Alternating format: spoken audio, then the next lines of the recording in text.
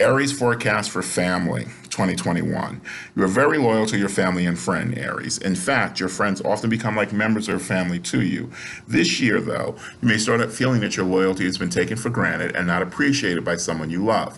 When you become emotionally wounded in this way, it is hard for you to warm up again. You can become cold and distant, unwilling to hear even an apology. But in the first few weeks of the year, you may experience a relaunching of this bond that will erase past grievances and give you a chance to start fresh with this person.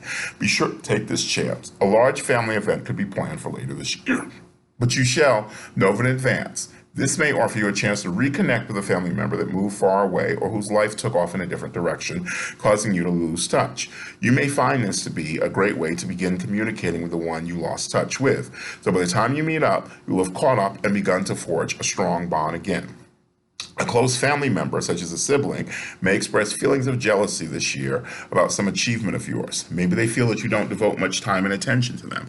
This is a perfect opportunity to bring them along in some aspect of your life and to help them better themselves in whatever they are striving for. Try to be more forgiving and approachable this year, and your family life